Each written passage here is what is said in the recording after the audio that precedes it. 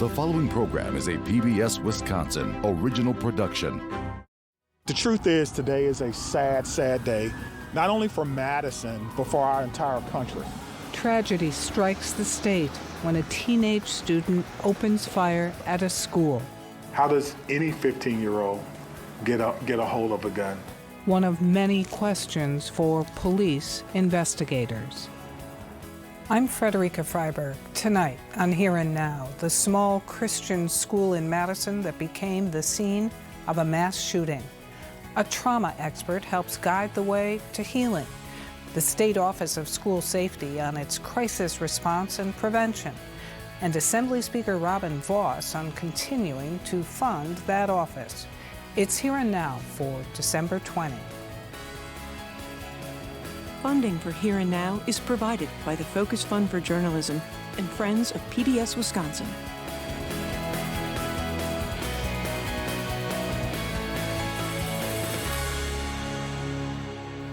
Details continue to unfold following the devastating shooting inside a classroom at a Madison Christian school 5 days ago. According to the AP, a man in California has been ordered by a court there to turn in his weapons and ammunition after interacting with the 15-year-old shooter online about plotting a mass shooting with her.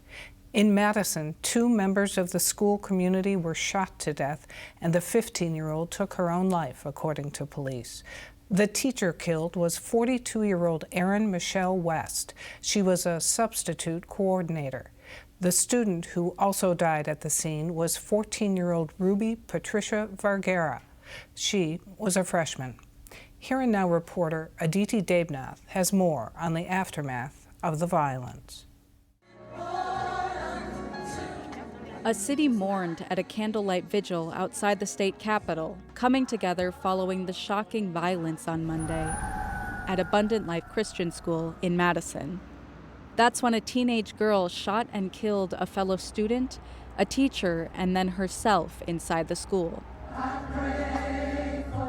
Jackson Ida went to the vigil to support his friends at Abundant Life.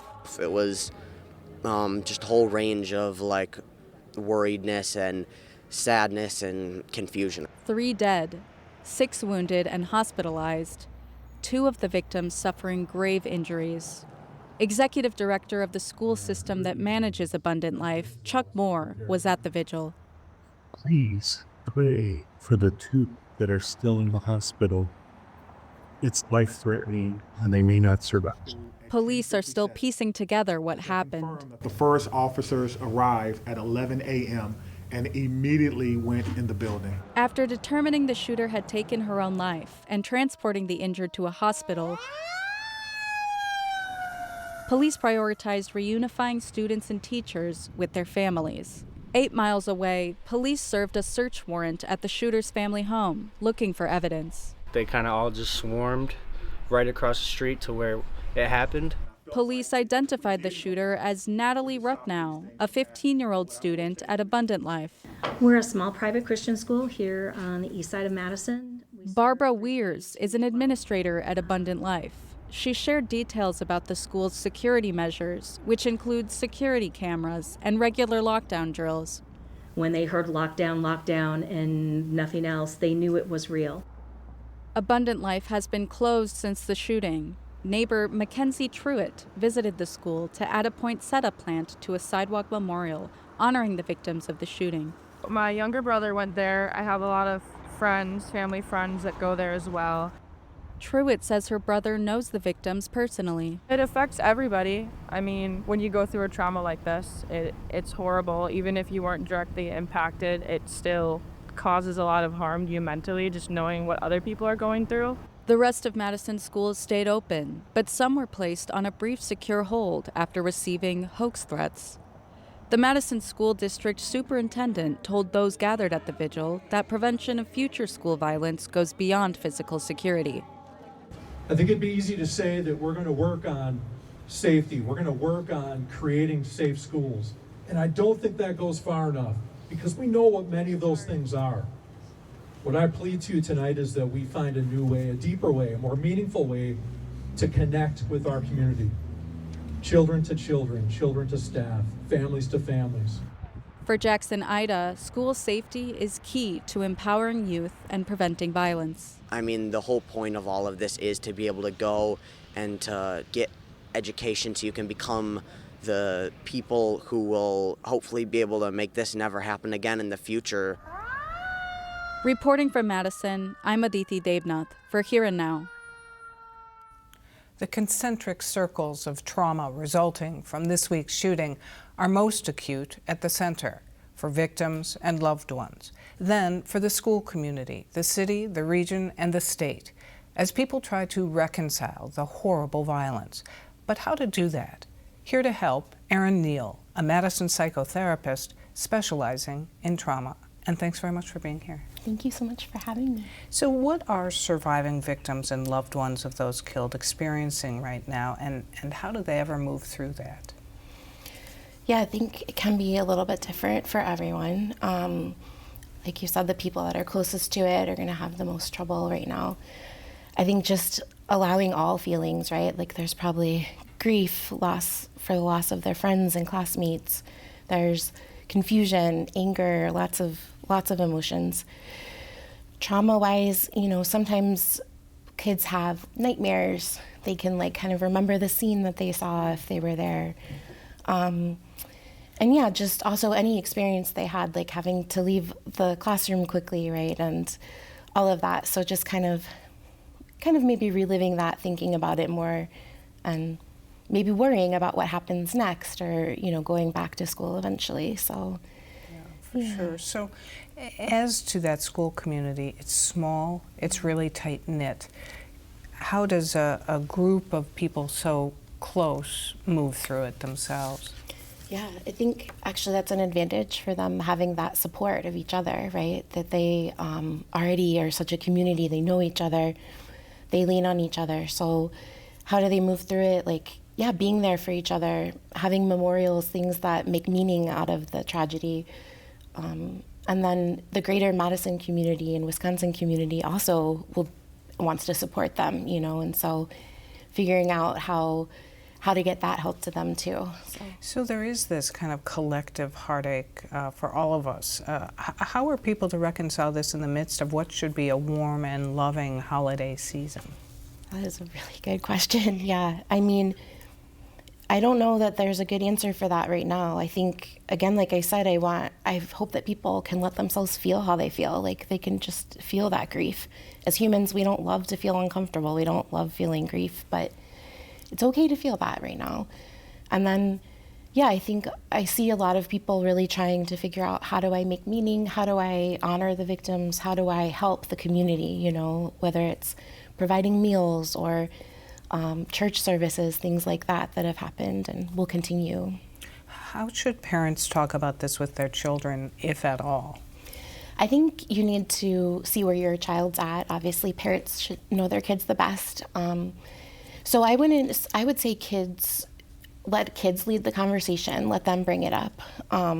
Check in with them, see how they're doing. But yeah, I think, and then notice, right? Is their sleep different? Are they eating different? Are they, is their play different for younger kids, right?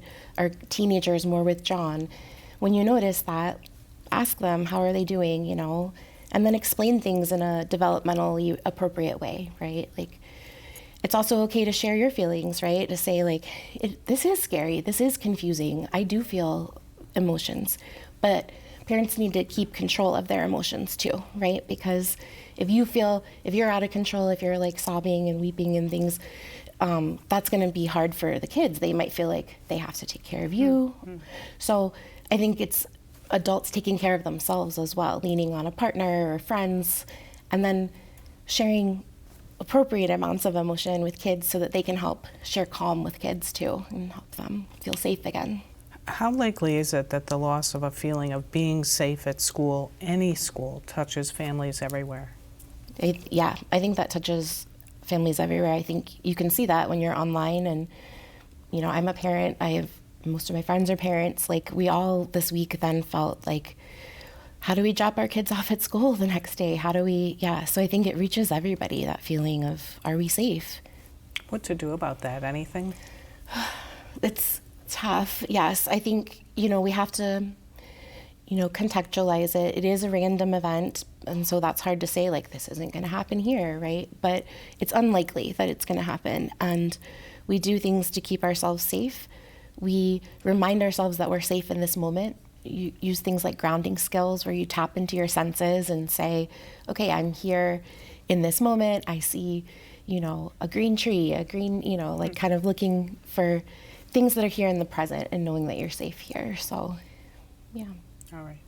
Erin Neal, thanks very much. Thanks for your help. Thank you.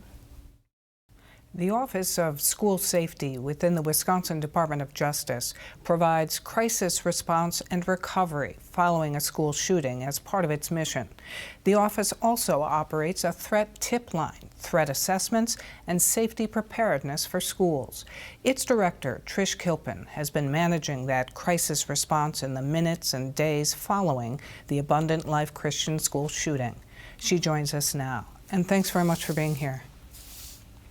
Well, thank you for having me and highlighting school safety. What does your crisis response look like? Well, it's very comprehensive. We have built a coalition of folks across Wisconsin to be part of crisis response and recovery teams. And so we had spent time last summer and the summer before training folks, inviting them to an academy where I was able to lead them through some evidence-based practices on how to help schools recover. And so we were able to draw on those teams that we already developed, and they supported part of the reunification process for the school so that every child that was able to was reunited with their family. And now we will be working to empower staff to meet the needs of children in ways that work to get them back to learning most effectively. What is that like in the immediate aftermath of something like this when you go in and are literally hands-on with these people who've experienced this? It's heavy work. It is. It's heavy work. And it's work that I have a deep passion to make sure we get right. We want to make sure that our efforts do no harm. And really, in the most horrible tragedies, there's not like one thing that we can say to make it all better for people, but we can hear them and listen to them, and they can feel the love and the warmth from the community.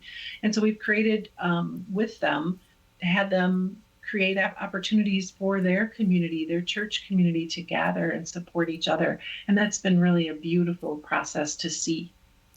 Your office also runs the Speak Up, Speak Out tip line, which I understand has taken thousands of calls in the past 4 years, including more than 400 that were potentially life-saving in the last year.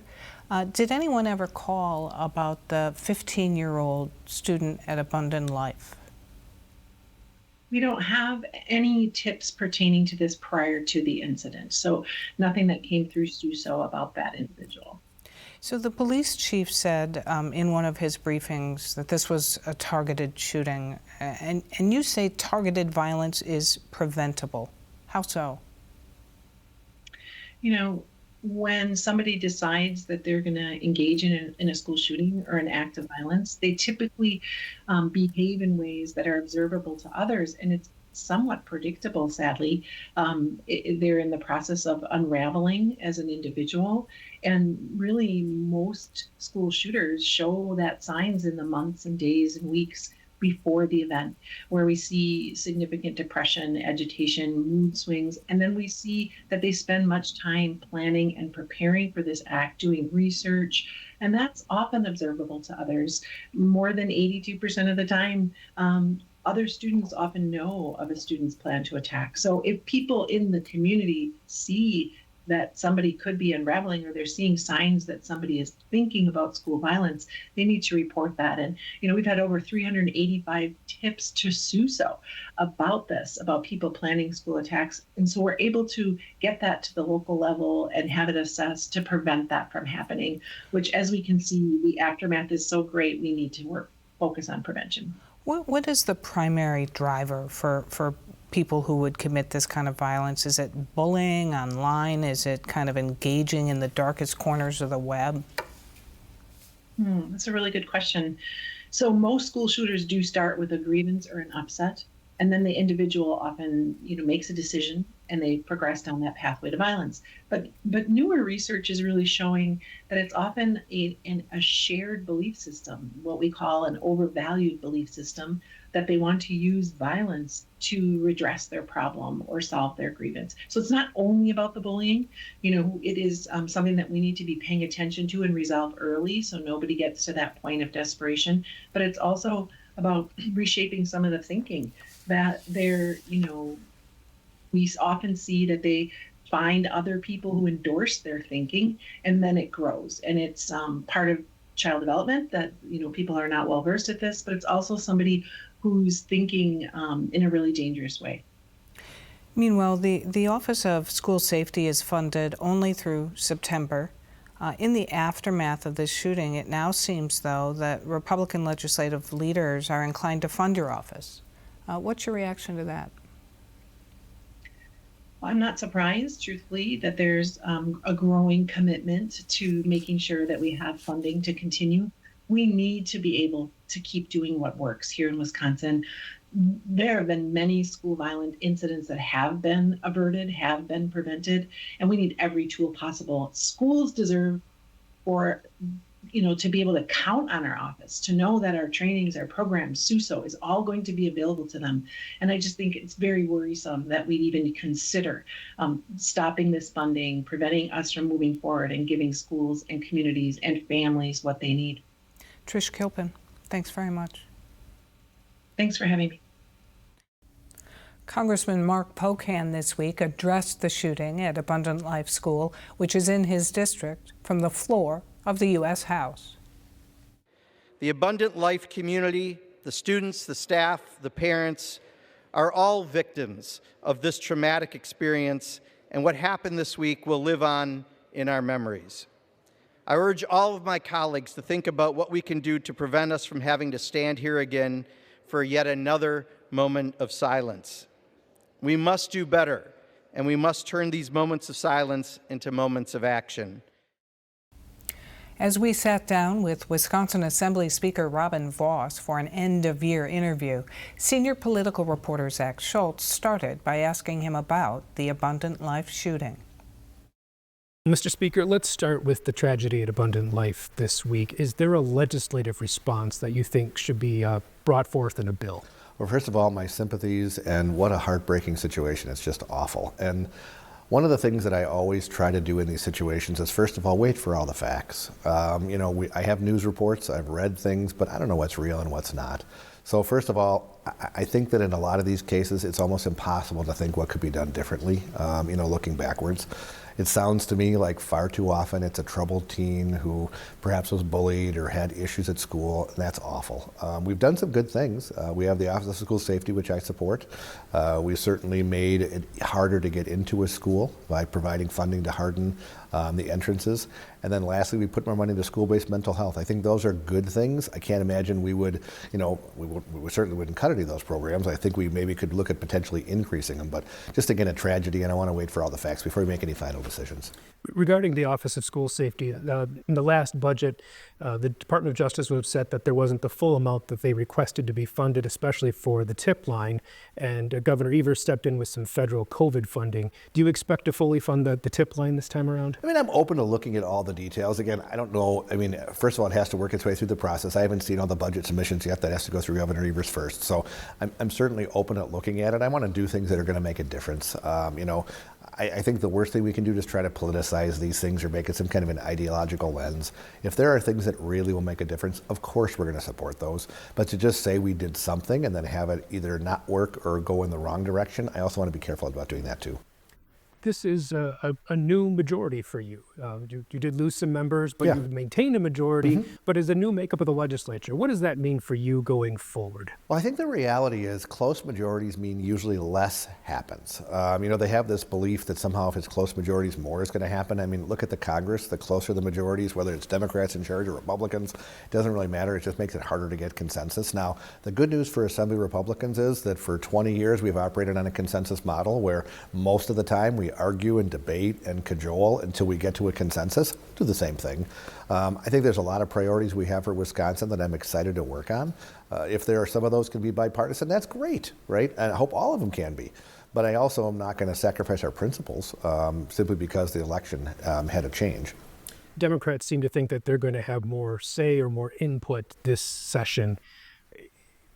Coming up to your last question, your last answer to that, what role do they have to play, as opposed to traditionally where it was if they wanted to sign on, they could, but they really didn't have much influence on most legislation? I think it's probably going to be similar. I would say this, that the freshmen who are coming in are clearly far left, right? Many of them ran in districts as unabashed liberals, which they have every right to. Well, we're center-right conservatives. So if there are areas we can find common ground and consensus, we are going to be all ears. But the idea that we're somehow going to spend more than we would have or done a policy that we wouldn't have supported before, absolutely not. It's just not going to happen. So I hope we can find consensus. We did last time. I mean, with big, strong majorities, we did, shared revenue package, the Brewers deal, alcohol, literacy, all kinds of big things. Hope we can do those again. What are you expecting from Governor Evers in his next budget proposal? We're going to do the budget different than we've done before. What happened last time is, of course, Governor Evers submitted it. We threw it out. We did our own budget. We put in reductions in taxes and spending increases. We had the biggest increase in a generation for schools, funding for, nursing homes, all kinds of good things.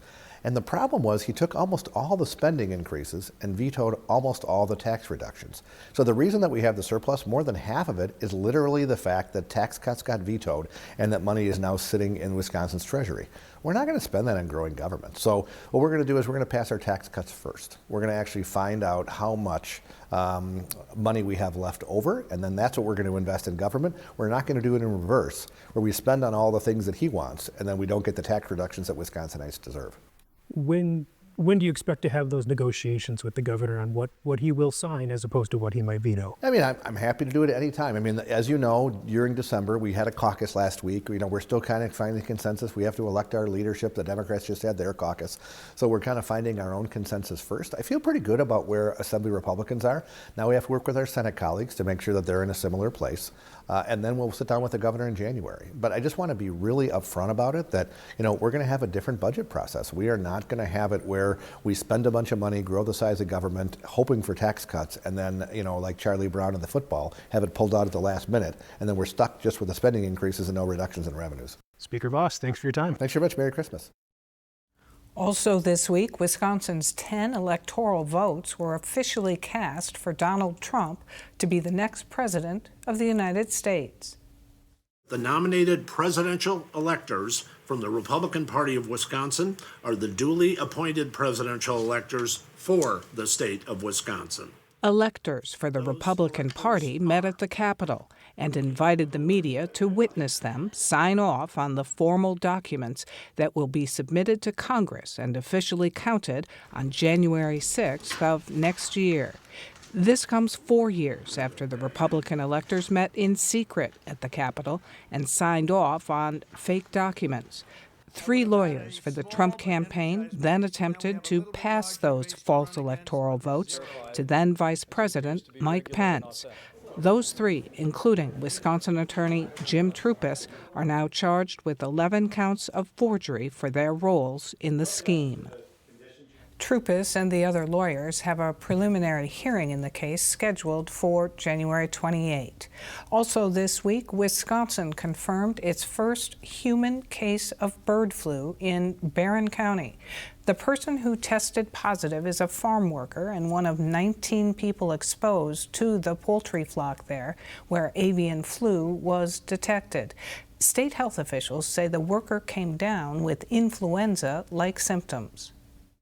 Those people who are exposed, we tell them very distinctly if they have any kind of symptoms at all, and it can be broad symptoms, very broad symptoms, not anything that would indicate something that's very severe. We would like to have those people tested. The flock in Barron County was destroyed to prevent the spread of the virus. In environmental news, nearly 70,000 gallons of oil spilled from a pipeline in Jefferson County. It started leaking more than a month ago. Canadian company Enbridge operates the pipeline and says the spill, quote, involved a faulty connection on a pump transfer pipe within the Enbridge Cambridge station, which has been repaired. Investigation and remediation began immediately upon discovery and continues. Removal of impacted soils is continuing. We estimate roughly 60% of the volume has been recovered so far. This spill was discovered the same week the Wisconsin DNR issued initial permits for the controversial Line 5. That's the Enbridge pipeline reroute around Bad River tribal land in northern Wisconsin. Environmental advocate Tony Wilkin-Gibbart says the DNR's reasoning for approving Line 5 defies common sense. In Jefferson County, the spill happened for an extended period of time without the spill being detected, and that happened at Enbridge's own facility. So the idea that Enbridge will, with any reliability, be able to detect a leak across a 40-mile segment through pristine wilderness in northern Wisconsin is highly, highly questionable. For more on this and other issues facing Wisconsin, visit our website at pbswisconsin.org and then click on the News tab. That's our program for tonight. I'm Frederica Freiberg. We're off next week for the holidays, but we'll be back the following week for our first program of 2025.